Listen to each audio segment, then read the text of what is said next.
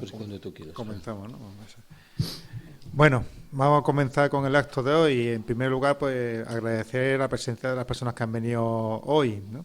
Ya sabíamos que la charla pues podía ser que no vengan muchas personas en comparación con otros actos que cuando viene Carlos Taibo pues sí vienen bastantes personas. En el acto de hoy es un tema un poco más militante o incluso académico, ¿no? Que es la figura de Gustav Landauer y su obra, en que él habla de varios temas, pues para nosotros pues muy interesantes, pero son el anarquismo, el comunalismo, también su visión del socialismo e incluso del misticismo, ¿no? Este hombre hizo este estudio.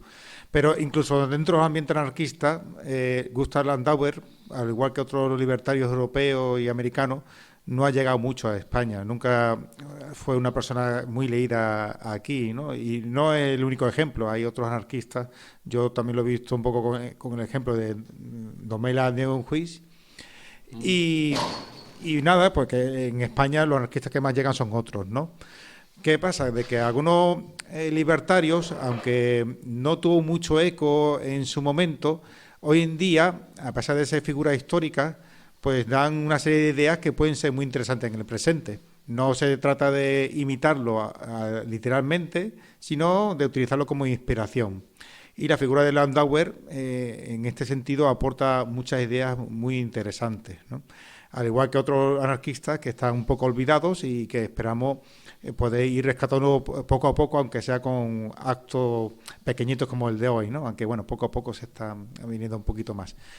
Pero bueno, nuestra previsión desde un principio es que iban a venir pocas personas, ¿no? Con todo, las personas que estamos aquí pues ya somos suficientes como para impulsar un poco estos conocimientos. Entra una nueva, así que... Eso es verdad, igual me voy a comer mis palabras, es verdad. Nada, estamos en el contexto también pues de la Feria del Libro.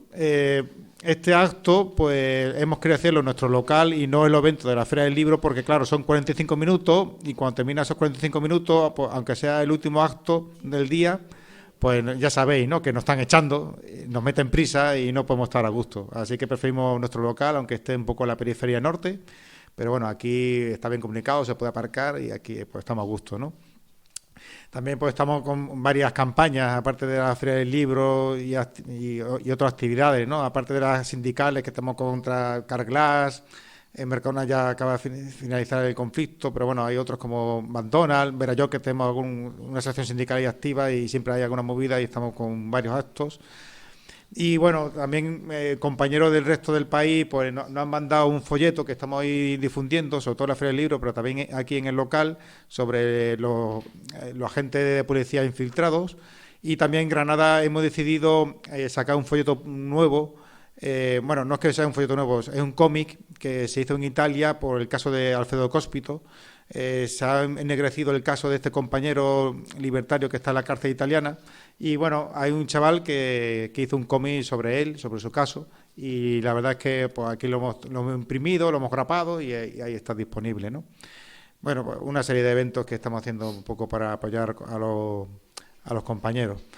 Nada, que en estos días, que antesala del 1 de mayo y en medio de la Feria del Libro, pues estamos aquí como en las primaveras, las flores saliendo, ¿vale? Entonces, vamos ahora a intentar impulsar pues la figura de Gustav Landauer gracias a los esfuerzos de Carlos Taibo sobre este proyecto que nosotros consideramos que sea fuerte o sea débil, hay que impulsarlo para que sea fuerte en un momento dado.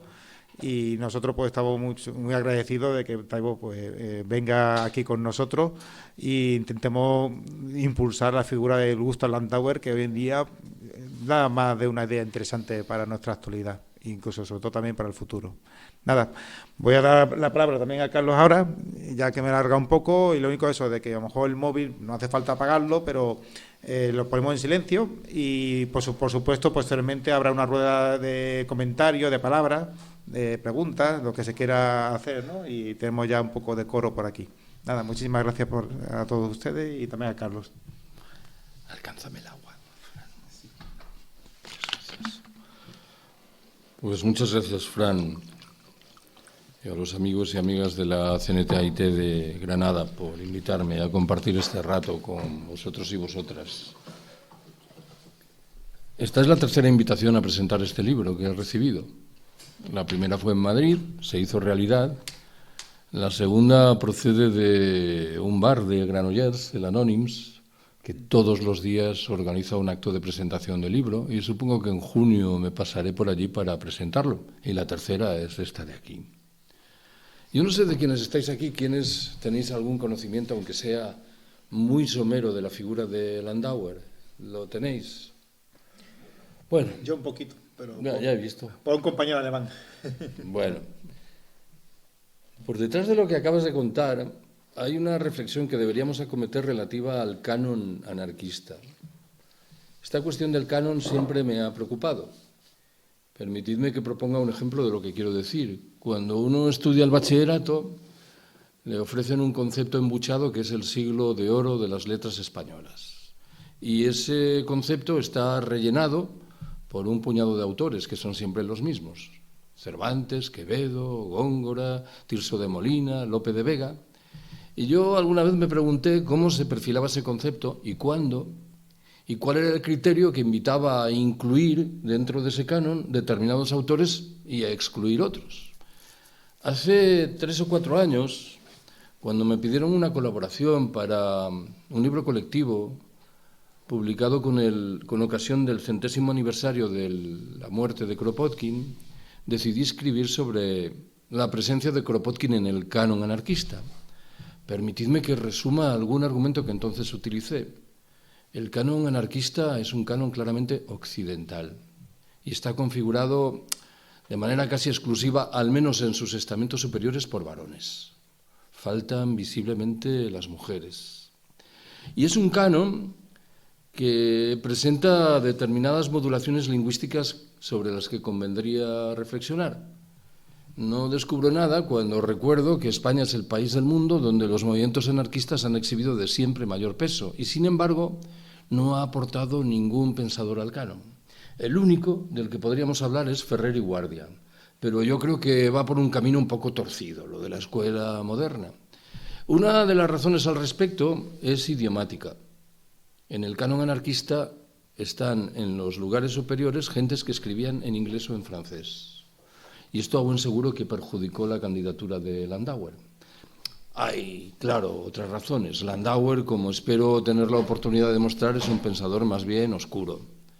No es muy sencillo desenvolverse en sus textos, lo cual dificulta la comprensión si lo comparamos con Bakunin, con Kropotkin o con Malatesta, que son pensadores, o son las más de las veces, vamos a dejarlo ahí, pensadores muy claros. Bueno, se me ocurre proponeros 6 reflexiones. ¿Cuál es la primera? ¿Quién fue Gustav Landauer? Gustav Landauer nació en Karlsruhe, en Alemania, en 1870, en el seno de una familia judía, y murió asesinado por la soldadesca en mayo de 1919 al amparo de la llamada Revolución de los Consejos de Baviera, de Múnich. Aunque la imagen primera que tenemos de Landauer es la de un pensador, la de un místico, la de un filósofo, debo subrayar que fue también un hombre de acción. En mi prólogo al libro recuerdo que en 1893 la policía alemana lo describió como el más peligroso de los elementos del movimiento radical local.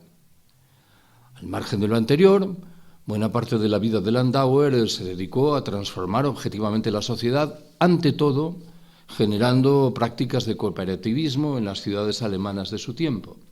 Fue, por otra parte, un activista muy connotado, tal vez el que más, en el movimiento antimilitarista alemán. Esto se hizo valer, en principio, antes de la Primera Guerra Mundial, pero con fuerza singular en los años de esta última. Creo que la muerte terrible de Landauer algo le debió a esto. La soldadesca se vengó frente a un activista que había cuestionado todos los valores que generaba una sociedad muy militarizada como era la alemana de aquel momento. No parece que Landauer viajase mucho. Pongo por delante el cauteloso no parece porque las biografías de Landauer son biografías intelectuales y le prestan muy poca atención al ser humano. Es verdad que estuvo en Inglaterra en algún congreso internacional socialista, que visitó Suiza, pero no he conseguido rastrear más viajes del personaje, que pasó la mayor parte de su vida anclado en la ciudad de Berlín o en sus alrededores. Participó activamente, acabo de recordároslo, en esa revolución de los consejos de Baviera de 1919, un fenómeno creo que poco estudiado y que merece una atención mayor que la que hemos dispensado aquí. Acabo de sugerir que las descripciones sobre el Landauer persona no menudean. Una de las pocas que he encontrado la formuló en su momento Paul Abridge, el historiador libertario norteamericano. Dice así: alto, delgado, de hombros estrechos, con rasgos finos y ojos expresivos, a menudo empleaba una capa y un sombrero a la antigua. Su poblada barba y su pelo oscuro y largo le conferían el aspecto de un profeta del Viejo Testamento. Debo confesaros que cuando llegó el momento de elegir la foto de la portada de este libro, mi editor tenía la intención de colocar un Landauer sin barba y con pajarita. Y yo le dije, a ver, esto no tiene nada que ver ni con la imagen ni con la realidad de Landauer. Y al final me salí con la mía y ahí está el Landauer, que parece en efecto un místico. Buena parte del conocimiento sobre la vida de Landauer lo podría aportar la correspondencia que mantuvo, pero buena parte de ella se ha perdido y no está publicada la restante. Con lo cual, bueno, igual conseguimos mejorar nuestro conocimiento sobre la persona en los años venideros. Segunda observación que quiero haceros. ¿Cómo podría resumir la propuesta de Landauer? Lo primero que tengo que señalar es que para Landauer la revolución no es un momento, un estallido, una insurrección, sino un larguísimo proceso que conduce desde los arcanos de la Edad Media, las guerras de religión, Jan Hus, Thomas Müntzer, hasta el momento en el que vive a finales del siglo XIX y principios del XX. Landauer rechazaba lo que significaban revoluciones estallido, como era el caso de la francesa o de la rusa. En el caso preciso de la francesa, consideraba que fue una revolución que atentó directamente contra la comunidad, aunque asumía el principio de la fraternidad. Como por lo demás era esperable, entendió que era un principio retórico derivado de ese proceso revolucionario y no una realidad consistente. Me interesa subrayar que cuando Landauer se lanzó a la tarea de encontrar señales de esa comunidad que defendía, durante mucho tiempo los encontró, acabo de sugerirlo, en la Edad Media y en las revueltas religiosas frente al cristianismo oficial. Solo en los últimos años de su vida escarbó en algunas historias que procedían del mundo judío, con el que él estaba inevitablemente vinculado. Y en algún momento asumió alguna excursión fuera de estos mundos religiosos, como la que invitó a prestar atención a la comuna rural rusa.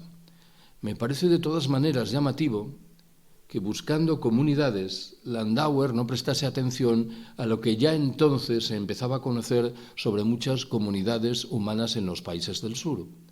Estoy pensando en textos de Kropotkin incluidos en el apoyo mutuo, como estoy pensando en un libro, Los primitivos, si no me acuerdo, del hermano del geógrafo anarquista Élie Reclus. No me consta, sin embargo, que Landauer prestase atención a este tipo de ejemplificaciones, de concreciones de la comunidad. La propuesta principal de Landauer señala que hay que resucitar la comunidad ancestral y que al respecto no importan las condiciones objetivas ni el desarrollo de las fuerzas productivas. La propuesta que acabo de mencionar me trae a la memoria un texto de Walter Benjamin que mal que bien se desenvuelva en la misma clave mental. Dice así: el pasado lleva consigo un índice secreto que lo reenvía a la redención. ¿No despunta también entre nosotros un soplo de aire que despuntaba ya entre quienes vivieron antes que nosotros? ¿No hay en las voces que escuchamos un eco de voces hoy enmudecidas? Si ello es así, existe un encuentro misterioso entre las generaciones del pasado y la nuestra. La comunidad de la que habla Landauer surge del trabajo, del apoyo mutuo, de las relaciones de vecindad y está oculta entre nosotros. Landauer se refiere a comunidades de cultura, de consumo y de producción que en su esencia tienen el hecho de que no desean conquistar el poder político. En singular, parece que Landauer prestó atención a esas comunidades de consumo que antes invoqué y muy probablemente veía la huella de esas comunidades en los consejos obreros que defendió en los últimos años de su vida. En este escenario, la tarea principal no solo es recuperar la comunidad, sino construir una sociedad paralela. Landauer afirma que no se trata tanto de destruir el Estado como de construir una sociedad paralela que haga inútil la institución Estado. Muchas veces se ha citado una frase de Landauer al respecto. Dice así: el Estado es un vínculo, una relación entre los hombres, una manera que estos muestran de comportarse los unos con los otros. Y se destruye cuando se desarrollan otras relaciones, cuando nos comportamos de manera diferente los unos con los otros. No puede sorprender, en fin, cuáles son las fórmulas principales que Landauer utiliza en relación con las clases sociales. Mostraba cierto recelo en lo que respecta a la presunta condición revolucionaria del proletariado. Pensaba que el proletariado era un grupo humano demasiado inmerso en la lógica del capital y por ello mitigado en sus capacidades y cada vez más alejado de la construcción de comunidad. Creo que muchas de estas críticas de Landauer son similares a las que enunció Enrico Malatesta con respecto al sindicalismo. Se desarrollaban en una clave muy parecida. Tampoco creo que pueda sorprender que en este escenario mental Landauer buscase en el campesinado muchos elementos de liberación que no apreciaba en el proletariado de las ciudades. Al fin y al cabo, si buena parte de su reflexión se volcaba en la lejana Edad Media y en el mundo rural, lo del campesinado iba prácticamente de suyo. En una de sus posiciones más conocidas, Landauer planteó una discusión relativa a la dimensión liberadora de la huelga general, que bien sabéis que era uno de los grandes movimientos de defensa del anarcosindicalismo y del sindicalismo revolucionario de la época. Para Landauer, la huelga general tenía sentido si y solo si contribuía a construir la comunidad, pero si se traducía sin más en una protesta por las condiciones objetivas de trabajo, era un proyecto recortado y merecedor de un apoyo muy limitado. Tercera observación que quiero haceros. A la luz de lo que acabo de contaros, creo que salta a la vista que Landauer entró en confrontación clara con tres cosmovisiones: la defendida por Marx, la postulada por la socialdemocracia alemana de su tiempo y, en fin, la lanzada por el bolchevismo naciente. Hablo del bolchevismo naciente porque no debéis olvidar, lo sugerí antes, que Landauer murió en mayo de 1919, con lo cual sus posibilidades de sopesar lo que sucedía en la naciente Unión Soviética fueron muy limitadas. Lo de Landauer en relación con Marx es una enmienda a la totalidad. Landauer rechaza que podamos disponer de una ciencia social que otorga certezas. No cree que el desarrollo de las fuerzas productivas sea un elemento central de valoración de las posibilidades revolucionarias en nuestra sociedad.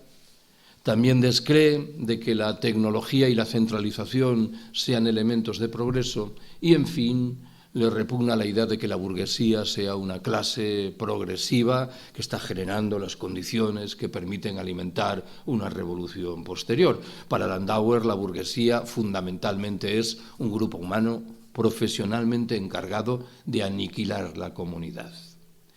Si alguien sugiere que los escritos de Landauer sobre Marx se sirven a menudo de trazos gruesos, lo aceptaré de buen grado.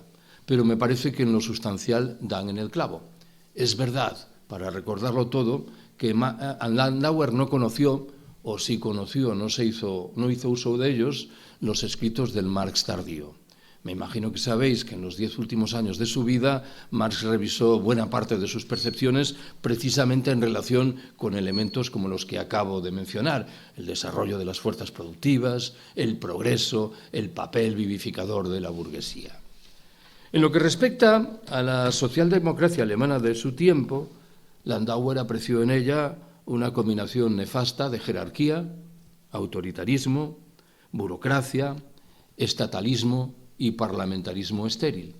En este caso me interesa subrayar que, a diferencia de lo que ocurrió con muchos pensadores alemanes de las últimas décadas del XIX y de las primeras del XX, Landauer nunca se integró en el aparato del Partido Socialdemócrata Alemán. ¿Qué es lo que me ronda en la cabeza cuando subrayo esto? Las figuras de Rosa Luxemburg o de Karl Liebknecht, que, muy merecedoras de aprecio por muchos conceptos, sin embargo, no acabaron por romper la cáscara del Partido Socialdemócrata Alemán.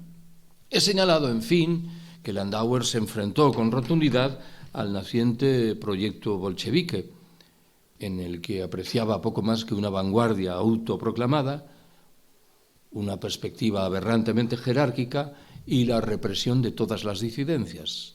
Aunque he señalado, lo recordaréis, hace un par de minutos, que Landauer apenas tuvo tiempo de calibrar lo que suponía el experimento bolchevique, me parece que sus escasos textos sobre esto son de una lucidez inapelable.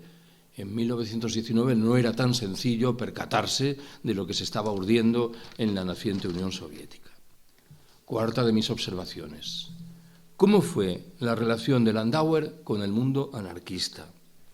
Landauer se autodescribió, y el término se incorpora al título de mi antología, como un anarcosocialista. No creo que haya que extraer mayores conclusiones de esta etiqueta verbal. Igual alguien dirá, y el argumento puede ser respetable, que estaba intentando desmarcarse de alguna de las formulaciones en forma de escuelas que había registrado el movimiento anarquista en su tiempo. Estoy pensando, como podéis intuir, en el anarcocomunismo, en el anarcocolectivismo o en el anarcomutualismo. Igual buscaba un término general que no implicase acogerse a los códigos restrictores de cada una de esas corrientes. Durante mucho tiempo, el vínculo intelectual mayor de Landauer con algún pensador anarquista lo fue claramente con Kropotkin. Es verdad, sin embargo, que en paralelo se encargó de preparar y de publicar una antología del pensamiento de Bakunin al alemán. En los últimos años, en fin, sus preferencias se volcaron en la figura de Proudhon, algo que creo que es fácil de entender. He subrayado antes, tal vez no con suficiente énfasis, la relación de Landauer con el movimiento cooperativista alemán. Y esto inmediatamente conducía a identificar los códigos del anarcomutualismo proudhoniano. La relación, de cualquier modo, de Landauer con los movimientos anarquistas o anarcosindicalistas alemanes de su tiempo fue tensa, y lo fue por varias razones.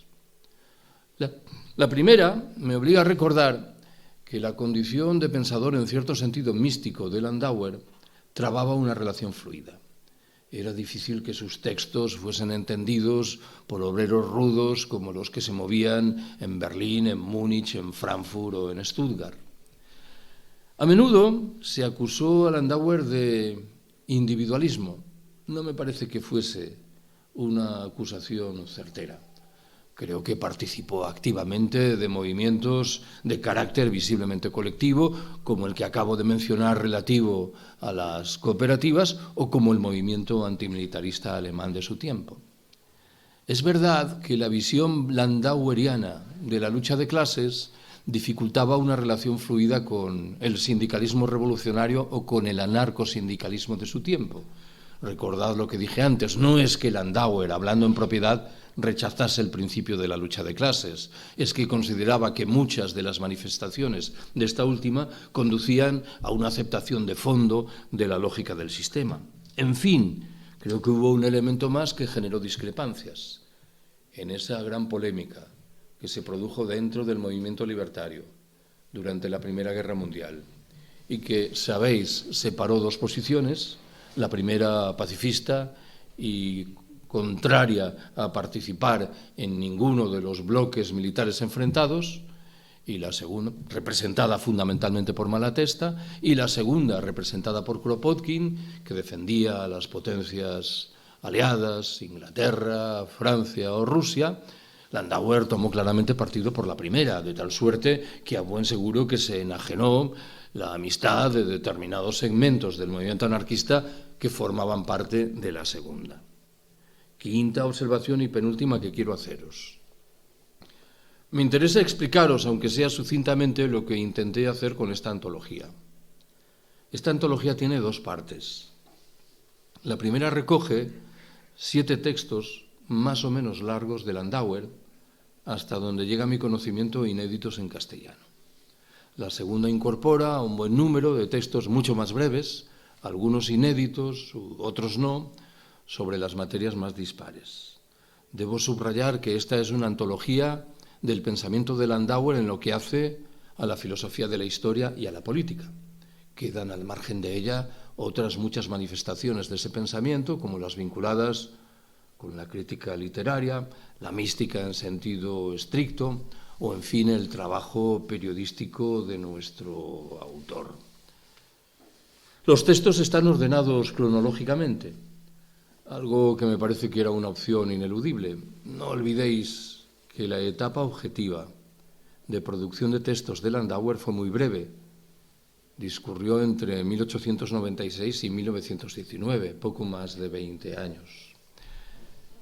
Me he servido, en buena parte de estos textos, de traducciones ajenas, como las que realizaron en su momento Diego Abad de Santillán, Giuseppe Mayo o Pedro Escaro. En el caso de otros muchos textos, las traducciones son mías, procedentes del inglés, del francés o del italiano. Mi alemán no me da para traducir a Landauer, en el buen entendido de que muchos germanohablantes dirían exactamente lo mismo. El alemán de Landauer es extremadamente complejo. Permitidme que en este caso introduzca una humorada para justificar este heterodoxo procedimiento de versión de los textos. Hace años publiqué un libro sobre Walter Benjamin, a quien antes mencioné. Walter Benjamin, para mi sorpresa, sentía una franca admiración por Baltasar Gracián, este conceptista aragonés del siglo XVII. Yo juro por lo más sagrado que le he dado varias oportunidades a Gracián y nunca he conseguido entender absolutamente nada. Y subrayo, no es por su castellano del siglo XVII, que es perfectamente comprensible, sino por la hilazón de los conceptos. Benjamin no hablaba castellano. Bueno, sabía algo de castellano porque pasó 2 breves etapas de su vida en Ibiza. Pero con toda evidencia ese castellano no le permitía leer a Gracián. Y esto significa que leyó a Gracián a través de traducciones al alemán o al francés. De tal forma, y a esto voy, que el traductor había decentado los textos de Gracián y los había convertido en comprensibles cuando objetivamente no lo eran. Bueno, pues yo espero haber hecho lo mismo con Landauer, asumiendo ciertamente más de un riesgo. Sexta y última observación que quiero haceros. Me interesa formular 4 ideas que lo que pretenden en sustancia es subrayar la actualidad de muchas de las ideas de Landauer. ¿Cuál es la primera? Yo he dicho muchas veces que tengo que creer en la gente común. Permitidme que explique la opción lingüística. No estoy diciendo necesariamente que crea, estoy diciendo que tengo que creer. Porque si no creo en la gente común, lo que estoy defendiendo no tiene ningún sentido. Será el enésimo proyecto hipervanguardista, barroco, igual muy bien perfilado, pero con perspectivas de hacerse valer en la realidad muy limitadas. Landauer nos exhorta en el fondo a excavar por debajo de la hierba que tenemos delante de los ojos y a buscar esa lógica comunitaria de la solidaridad que sostiene que pese a todas las apariencias no ha muerto. Quienes me seguís un poco, probablemente sabéis que en los últimos años he recomendado encarecidamente la lectura de un libro de una ensayista norteamericana llamada Rebecca Solnit. El libro se titula El paraíso en el infierno. En sustancia es un estudio de cómo los integrantes de las clases populares reaccionan en escenarios de catástrofe. Solnit concluye que, a diferencia de lo que ocurre con los miembros de las clases pudientes, los de las clases populares reaccionan con alegría, con eficacia y con solidaridad. Eso que parecía muerto en el escenario de la catástrofe renace de manera espectacular y a todas luces sorprendente. Segundo elemento importante. Acabo de sugerir la sorpresa que creo nos sigue acosando ante la certificación de la solidaridad que pervive. Yo lo he dicho muchas veces, me sigue fascinando comprobar que, pese a siglos de Estado, de capitalismo y probablemente milenios de sociedad patriarcal, la lógica de la solidaridad no ha muerto. De nuevo rescato una reflexión que he realizado muchas veces en los últimos años. He dicho, hemos prestado muy poca atención a esos grupos de apoyo mutuo que germinaron en los momentos iniciales de los confinamientos hace poco más de 4 años. Esos grupos me interesan por varias razones. La primera es la menos relevante. Tiene un carácter filológico, lingüístico. Me refiero al hecho de que llamativamente en muchos casos decidieron autodescribirse como eso, como grupos de apoyo mutuo. Es el término, bien lo sabéis, que da título a una obra maravillosa de Kropotkin en la que este último demuestra empíricamente que hay muy numerosos y muy consistentes ejemplos de especies animales que progresan a través de la cooperación y de la solidaridad y no de resultas de la competición más feroz del codazo más descarnado. La segunda razón que invoco creo que tiene más peso. Hasta donde llega mi conocimiento, que admito que es limitado, en la mayoría de los casos esos grupos fueron perfilados por gente común y no por activistas hiperconscientes de movimientos sociales críticos. Era la gente de a pie honestamente preocupada por los problemas que atenazaban a sus vecinos o vecinas. La tercera y última razón me obliga a identificar una evidencia. En esos grupos había una franca preeminencia de mujeres. Cuando lo que está de por medio es el mantenimiento de la vida, las mujeres están o suelen estar un paso por delante. ¿Cuál es el tercer argumento que quiero transmitiros? Landauer nos invita a construir desde ya una sociedad paralela frente a la acumulación, el crecimiento y el progreso. Quiero recordaros esa idea de convertir la institución Estado en una institución inútil. También en los últimos tiempos, cuando hablo del riesgo de un colapso general del sistema, he subrayado, creo que en la misma clave conceptual, que estamos en la obligación de empezar a construir ya los rasgos de la sociedad poscolapsista. Ahora que el cambio climático todavía no ha hecho sentir sus consecuencias más negativas, ahora que todavía contamos con materias primas energéticas y no energéticas en cantidades importantes, desde el recordatorio, y esto tiene mucho que ver con la categorización landaueriana, de que la mayoría de los colapsos registrados en el pasado tuvieron consecuencias saludables en materia de desjerarquización, reruralización y autonomía local, y desde la intuición, en fin, hablo de una intuición de que el colapso puede borrar de un plumazo muchos de los problemas que nos atenazan en relación con la propiedad privada y con la deuda. Va la cuarta y última de mis observaciones. Creo que por detrás de la propuesta landaueriana está también una idea que he manejado muchas veces en los últimos años. Nos recuerda, por un lado, que en muchos lugares del planeta, ciertamente, la mayoría de ellos emplazados en los países del sur, perviven culturas precapitalistas, que resisten como gato panza arriba frente a la intrusión de la productividad, de la competitividad, del consumo, del desarrollo, del progreso, del crecimiento. En algunos recintos, esas culturas se han fusionado, lo he dicho 1000 veces, con proyectos orgullosamente anticapitalistas. Entiendo que esto ha sucedido en singular en Chiapas, en México, al calor del zapatismo, y en Rojava, esa franja de territorio mayoritariamente poblada por kurdos, emplazada al norte de Siria, al amparo en este caso de lo que han dado en llamar el confederalismo democrático. En esos dos casos se han perfilado sociedades autogestionario-cooperativas, de nuevo ahí está Landauer, que rechazan por igual lo que significan el capitalismo liberal y el socialismo de cuartel, que recelan de la institución Estado, que han colocado a las mujeres en el núcleo del proyecto de emancipación, que muestran un empeño singular en preservar sabidurías ancestrales, de nuevo Landauer, y que exhiben una actitud de respeto puntilloso por la naturaleza y sus reglas. He dicho 1000 veces que entiendo que haríamos bien en mirarnos en el espejo de estas gentes, que creo que es el espejo también de Gustav Landauer. Bueno, pues yo lo dejo aquí y quedo a vuestra disposición si puedo resolver alguna. ¿Algún comentario?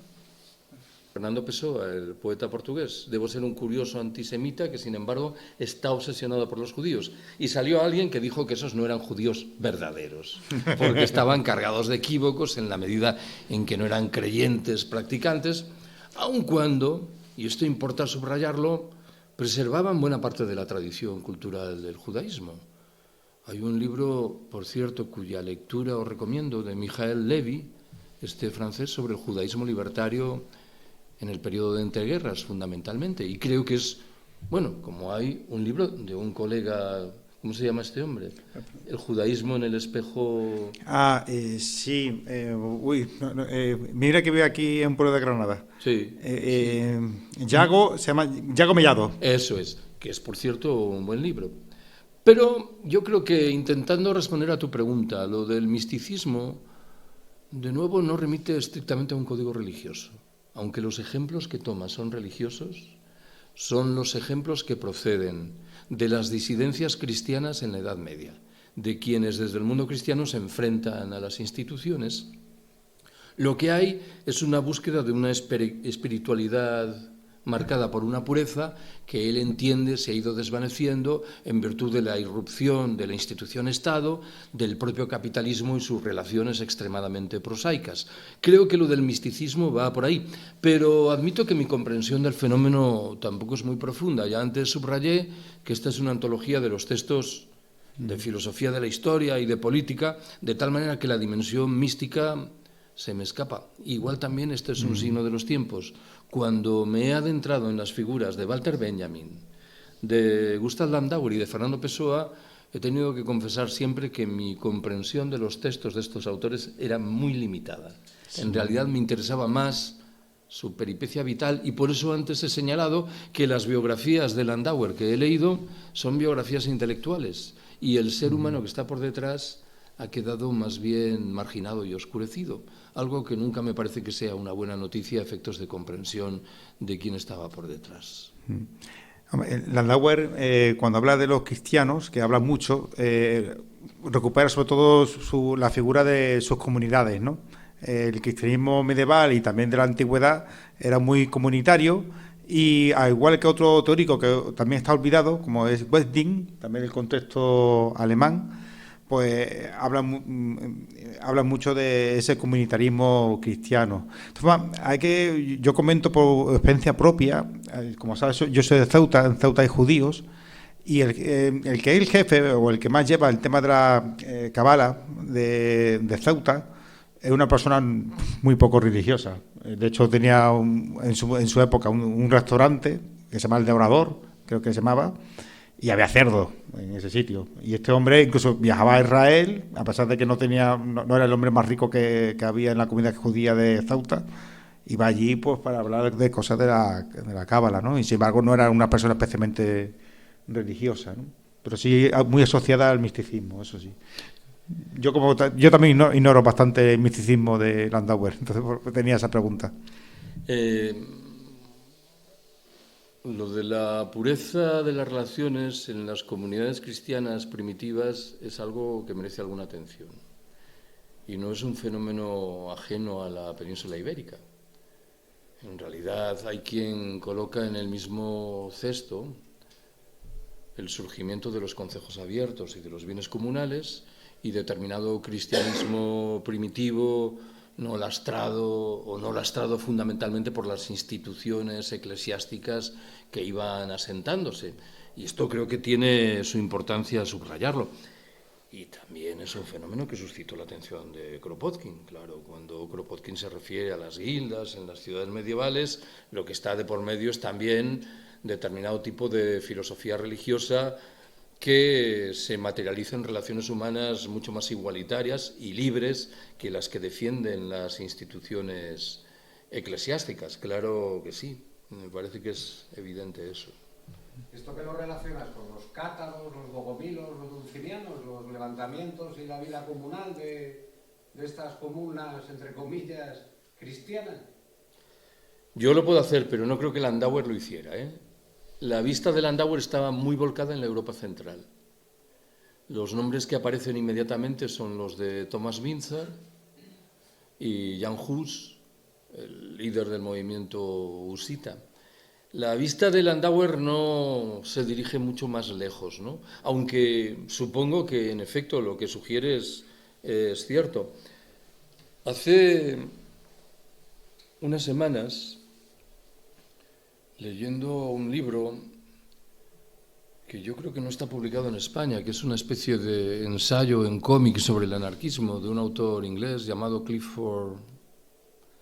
Hay alguna edición chilena. El libro me pareció extraordinario, entre otras cosas, porque escarbaba en lo que voy a llamar los protoanarquistas. Esto es, pensadores que en el siglo XII, en el XIV o en el XVII, mucho antes de que el anarquismo emergiese como doctrina, desarrollaron reflexiones en clave muy similar. Y hablé con mi buen amigo Jordi Maiz y llegamos al acuerdo de trabajar en el futuro en una antología de este tipo de pensadores. Yo me percaté, por ejemplo, que los había y muchos al calor de la Revolución Inglesa del siglo XVII. Los Leverers y todas estas gentes teorizaron en claves muy próximas, claro, distintas por contexto, y pensé en buena parte de los movimientos herejes en la Europa central en la Edad Media. Pero, volviendo a lo que sugerías, yo no me he encontrado ninguna mención de los cátaros en los textos de Landauer. Creo que su aliento se dirigía a aquello que, por proximidad geográfica, conocía mal que bien.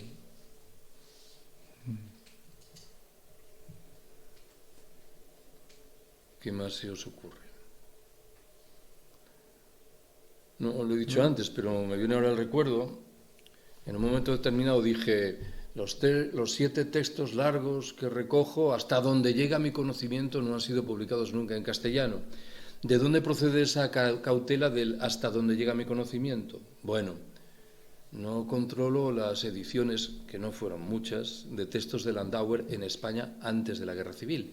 Las hubo. Tampoco controlo posibles ediciones latinoamericanas. Hace unos días me topé con una edición chilena de hace 30 o 40 años de uno de los textos principales de Landauer, La Revolución. De tal manera que no pongo la mano en el fuego de que alguno de esos textos, que yo creo que nunca ha sido vertido al castellano, realmente lo fuera en el pasado. Cuando al principio os he preguntado si teníais algún conocimiento sobre la figura de Landauer, lo hacía a sabiendas de que, siendo un pensador marginal, incluso dentro del mundo libertario, no es un perfecto desconocido. Quiero recordaros que, un poco a tono con lo que tú sugerías, mi esfuerzo es uno más de los varios registrados para recuperar a Landauer. Los más veteranos, que no hay aquí muchos, recordaréis aquella maravillosa colección de Tusquets, la colección Acracia, pues allí apareció una versión de la Revolución de Landauer. Y en años más recientes han aparecido textos publicados por El Salmón, por Net, por Enclave y en Argentina por Anarres. Esto quiere decir que hay un esfuerzo permanente, que a mí me parece muy loable, de recuperar un pensador como este, que yo creo que nos dice cosas interesantes con respecto al mundo en el que vivimos y, sobre todo, con respecto a las tareas que tenemos que acometer. Bueno, pues lo dejamos aquí, ¿verdad, Fran? Sí, yo creo que sí, el público ya tiene la cosa esta. Pues nada, pues muchísimas gracias a todos vosotros y también a Carlos por hablarnos un poco del tema este. Aquí hay varios libros de Carlos, pues si queréis... A precios políticos. Exactamente, que está bastante accesible. Y nada, muchísimas gracias y ya nos veremos en otra.